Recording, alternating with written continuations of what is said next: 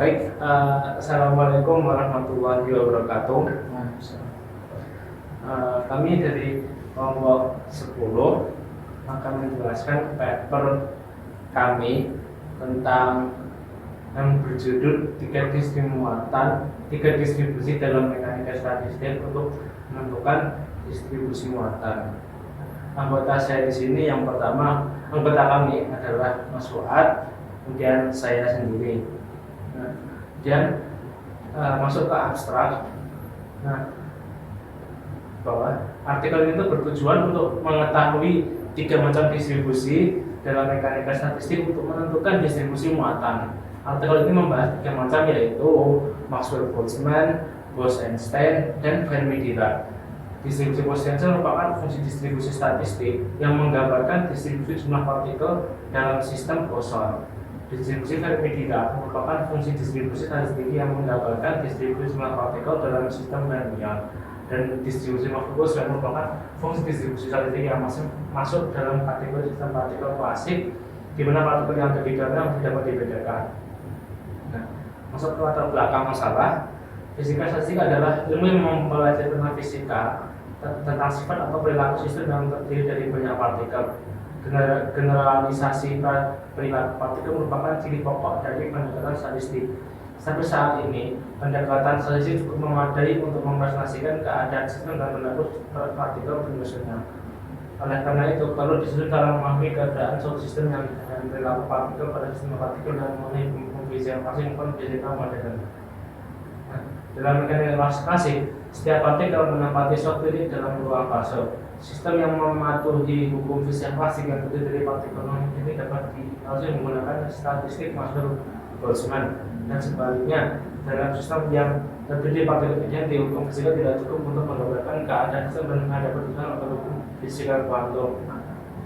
Mengenai pendekatan statistik modern untuk statistik Bose-Einstein. Di sisi lain, dalam sistem yang terdiri dari partikel tidak dapat dibedakan, hukum fisika klasik tidak cukup untuk menjelaskan keadaan sistem dan hanya dapat menggunakan hukum fisika kuantum. Sistem tersebut dapat dievaluasi dengan menggunakan statistik modern, yaitu seperti Fermi-Dirac dan Bose-Einstein. Statistik Fermi-Dirac menjelaskan dengan sangat tepat perilaku partikel identik yang memenuhi pengecualian Pauli. Sedangkan Bose-Einstein menjelaskan dengan sangat tepat perilaku partikel yang identik dan tidak memenuhi pengecualian Pauli. Sistem Fermi-Dirac dapat menerangkan perilaku partikel identik yang memenuhi larangan Pauli, sedangkan statistik Bose-Einstein sangat tepat untuk menerangkan perilaku partikel yang identik yang tidak memenuhi larangan Pauli. Dari latar belakang yang tadi dipaparkan, masalah dapat dalam penulisan artikel ini adalah: yang pertama, apa distribusi Maxwell-Boltzmann; yang kedua, apa distribusi Bose-Einstein; yang ketiga, apa distribusi Fermi-Dirac; yang keempat, apa perbedaan distribusi Maxwell-Boltzmann, Bose-Einstein, dan Fermi-Dirac. Tujuan penulisan berdasarkan masalah yang telah latar belakang dipaparkan, maka fungsi dari tujuan dari artikel ini adalah mengetahui penggunaan Maxwell-Boltzmann, mengetahui penggunaan Bose-Einstein, mengetahui penggunaan Fermi-Dirac. Yang keempat, mengetahui perbedaan distribusi Maxwell-Boltzmann, Bose-Einstein, dan Fermi-Dirac. Pembahasan yang pertama, distribusi Maxwell-Boltzmann. Jika masing-masing partikel dapat dibedakan atau putaran partikel identik, maka dapat menggunakan statistik Maxwell-Boltzmann. Dalam mekanika statistik, partikel itu merupakan individu yang bergerak tidak teratur atau Brownian dengan massa masing-masingnya adalah M1, M2, dan seterusnya, dan kejualannya seterusnya. Indikator ini dapat dituliskan dengan persamaan berikut: EK rata-rata sama dengan 1/n sigma I sampai N per N MI VI kuadrat. Kemudian N di persamaan itu adalah jumlah partikel. N itu adalah jumlah partikel total yang dimiliki pada partikel tersebut.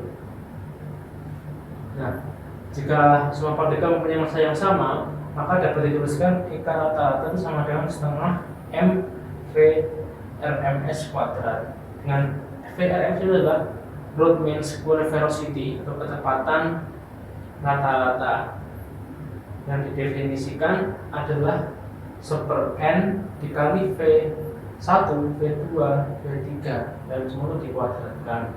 Maka dapat kita simpulkan dalam kesedian itu dengan suhu mutlak EK rata-rata sama dengan 3/2 AT.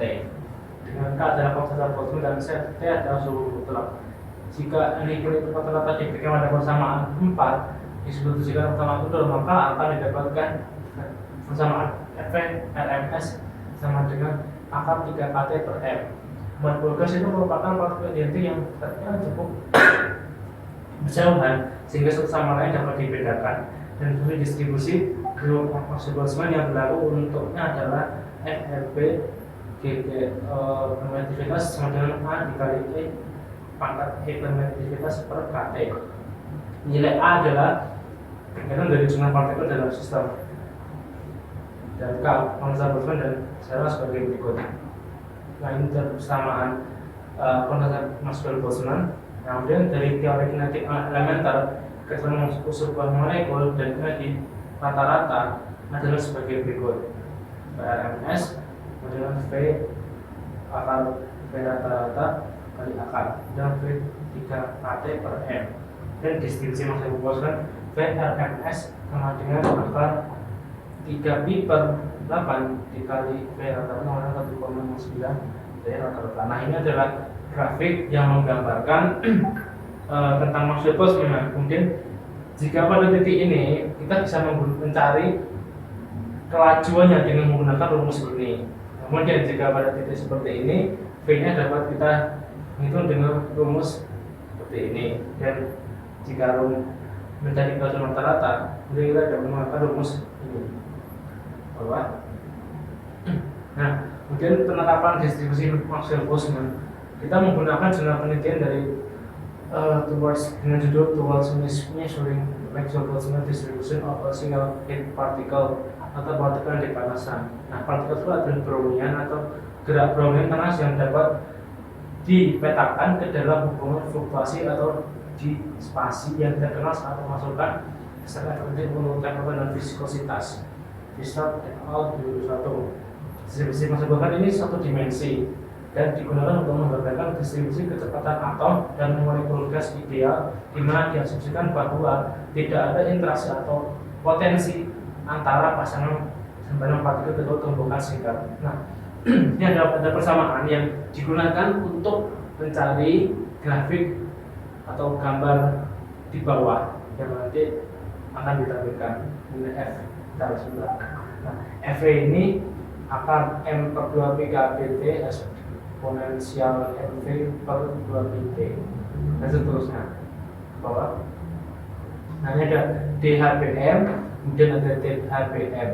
Nah, jurnal ini itu menganalisis mean square displacement atau MSD atau power spectral density dan distribusi kecepatan partikel brownian terdapat dalam bingkisan optik. Untuk mengurangi kebisingan statistik, teman ini mengambil 20 setiap jenis partikel dengan laju pengambilan sekitar 200 MHz, 10 MHz untuk brownian panas.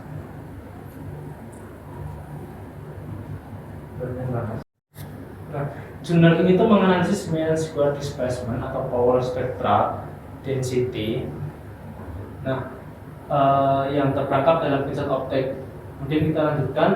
Percobaan tersebut dilakukan dengan menggunakan cahaya laser dengan kecepatan 1,064 nanometer dikirim melalui plat setengah gelombang yang dapat diputar untuk menyesuaikan daya IR dalam sampel tanpa mengubah arus penggerak laser. Dalam eksperimen kami, pada eksperimen itu menggunakan partikel polimer PMMA atau polimetil metaklirat dengan N 1,8 densitas 1,19 gram per cm kubik mikropartikel atau AUKS diameter 2,15 mikrometer dengan densitas efektif 1,8 gram per cm kubik. Massa partikel yang besar ini mendukung periode gerak balistik yang lebih lama karena inersia yang besar, massa yang besar seperti yang diprediksi oleh teori gerak brownian panas dapat menurunkan efek pemanasan yang dapat pada suhu yang dapat pada suhu kinetik efektif gerak balistik.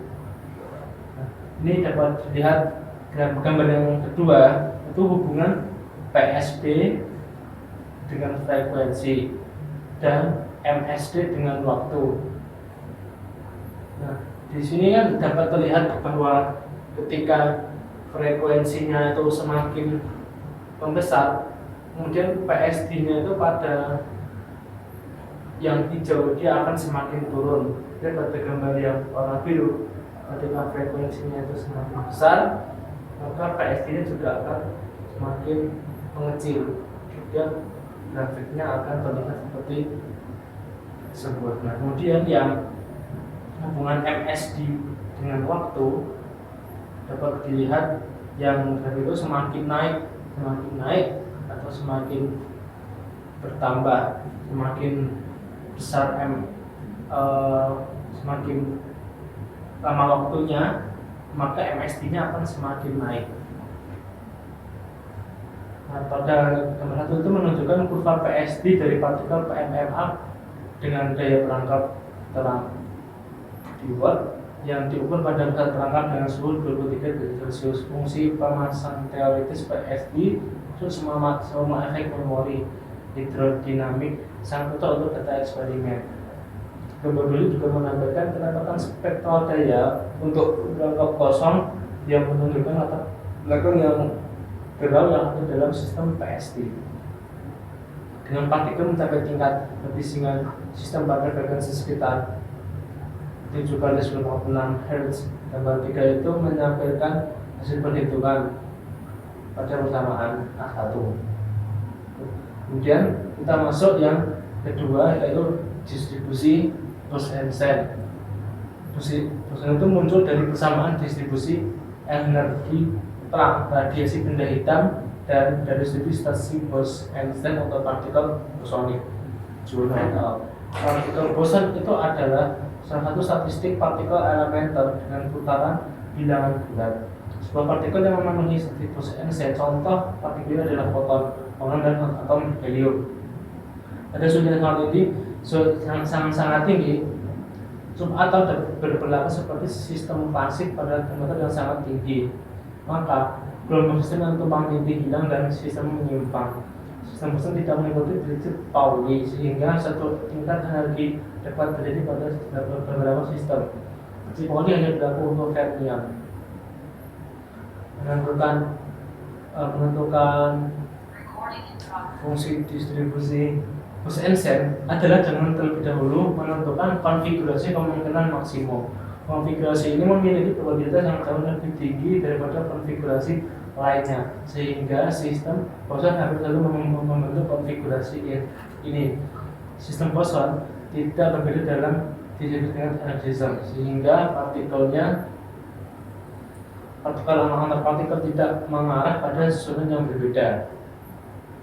Nah, kita dapat melihat gambar jumlah sistem untuk membagi partikel dalam keadaan energi pada tingkat ini.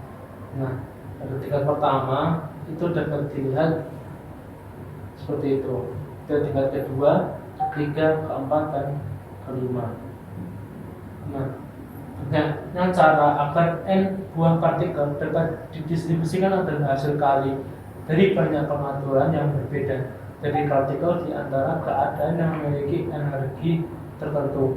X sama dengan P NC plus GT min 1 faktorial dan seterusnya. Jumlah populasi bisa ditingkat dan kita itu menggunakan rumus tersebut. Kemudian assembly boson atau parameter beta itu yang beta itu sama dengan 1 per kante, maka fungsi positifnya adalah seperti berikut. Dengan alfa adalah parameter untuk pohon dan bangunan. Biasanya foton diserap atau terbentuk dari atom pada dinding kotak, sehingga jumlah foton pada aslinya tidak tetap. Namun dan total jika dinding atom memancarkan foton dan berkurang jika dinding menyerap foton. Nah, pada penerapan distribusi model Bose-Einstein kita menggunakan jurnal National Excitation of Bose-Einstein Condensate in an Optical Lattice. Nah, pada jurnal tersebut meneliti eksistensi interval resonansi secara eksperimental dan numerik dalam awan atom terkondensasi boson yang dibatasi oleh kisi opsik termodulasi 1D dengan adanya interaksi yang lemah. Gutierrez et al. 2019. Nah, persamaannya adalah V, permitivitas eta, xt, dan seterusnya. Nah, dalam penelitian ini, kepekaan yang terlihat dari evidence experimentals untuk terhadap efek kurungan ekstra. Evidence dapat sangat bervariasi ketika kekuatan kurungan eksternal bisa bervariasi dari 10⁻⁵ hingga 10⁻⁷ dibandingkan dengan gizi. Kami memberi penekanan pada transisi 1 dan 2 warna dan memberi intervensi untuk eksitasi dari 5 kita pertama baik dengan multiplikas fase maupun amplitudo.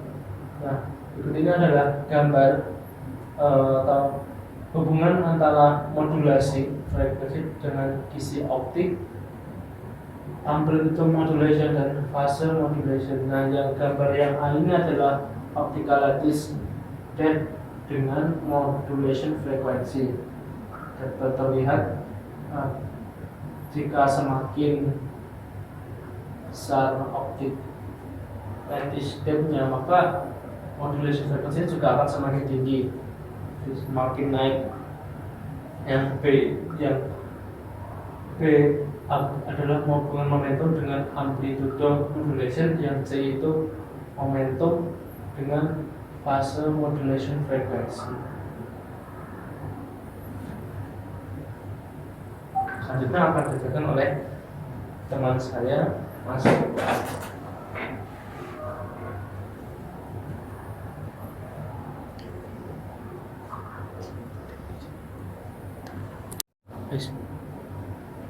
Oke, selanjutnya saya jelaskan untuk gambar yang ketiga. Kita dapat mengamati langsung dalam percobaan itu BC dibuat ke dalam gizi optik pada kedalaman S0 dengan meningkatkan intensitas laser secara progresif dalam 30 meter sekon.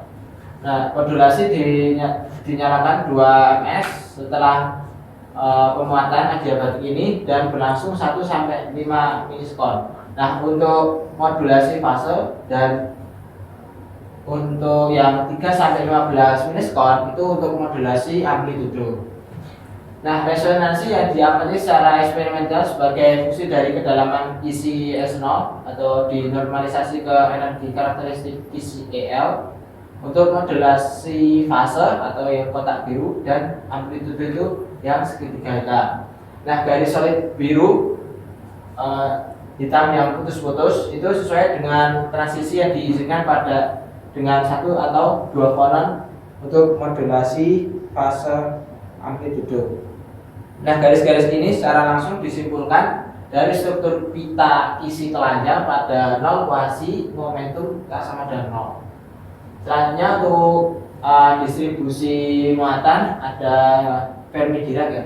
Nah, untuk distribusi Fermi-Dirac ini adalah suatu statistik untuk partikel yang mengikuti prinsip larangan Pauli. Partikel jenis ini adalah fermion. Nah, elektron dalam semikonduktor itu merupakan termasuk fermion, sehingga elektron termasuk dalam statistik Fermi-Dirac.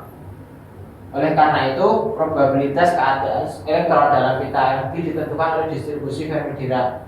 Nah, untuk fungsi distribusi Fermi-Dirac ini dapat dituliskan sebagai berikut, yaitu Fe sama dengan 1 per eksponensial dari E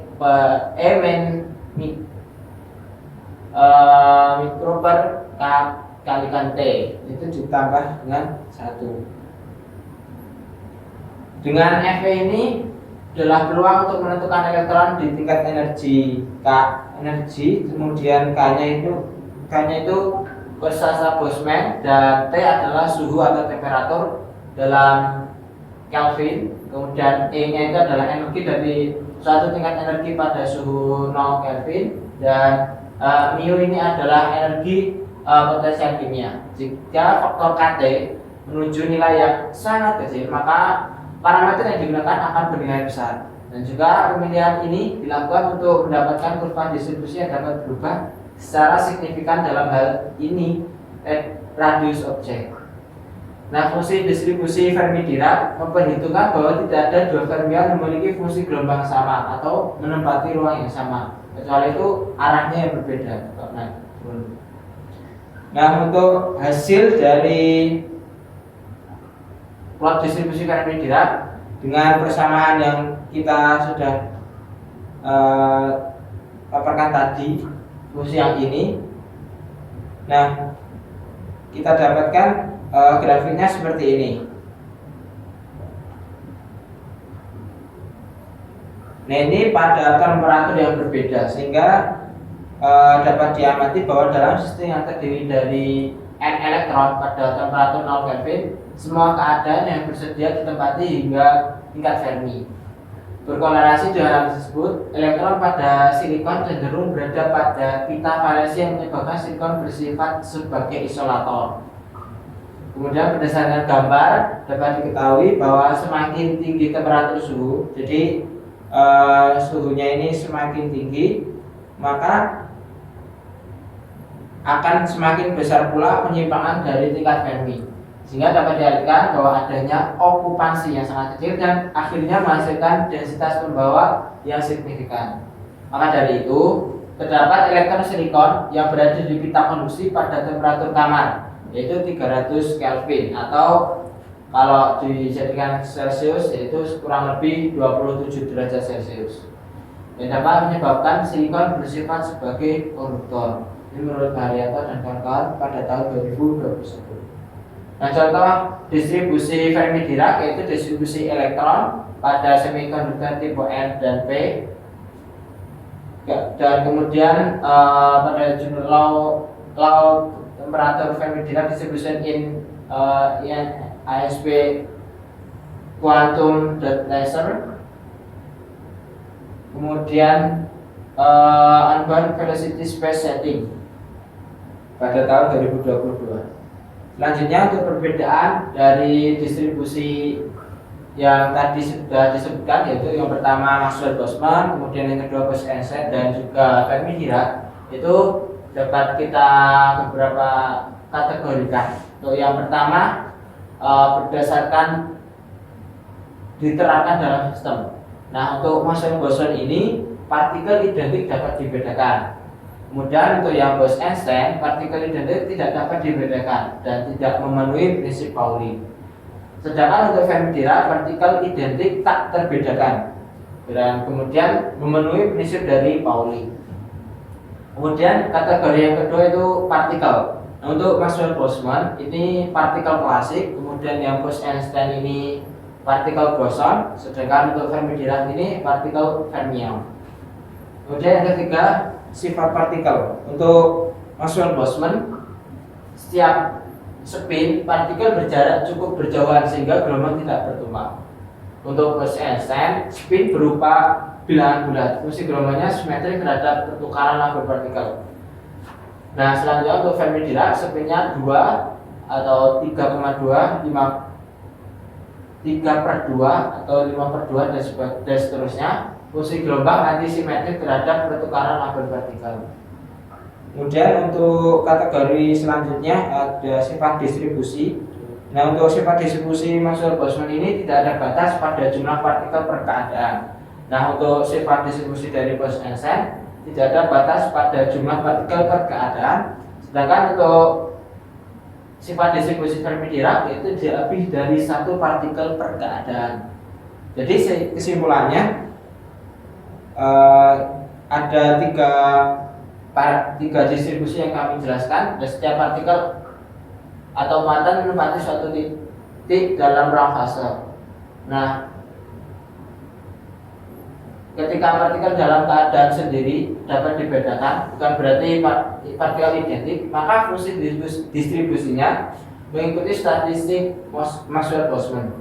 Dan ketika partikel dalam keadaan identik tidak dapat dibedakan dan juga tidak memenuhi prinsip Pauli, maka fungsi distribusinya mengikuti statistik dari Bose-Einstein. Selanjutnya untuk keadaan yang ketiga, ketika partikel dalam keadaan identik atau tak terbedakan kemudian memenuhi prinsip dari Pauli, maka fungsi distribusinya mengikuti statistik dari Venn-Diagram. Nah, selanjutnya ini daftar pustaka yang kami gunakan. Nah, mungkin cukup sekian presentasi dari kami. Ada kurang dan lebihnya kami mohon maaf. Bila saya Assalamualaikum warahmatullahi wabarakatuh.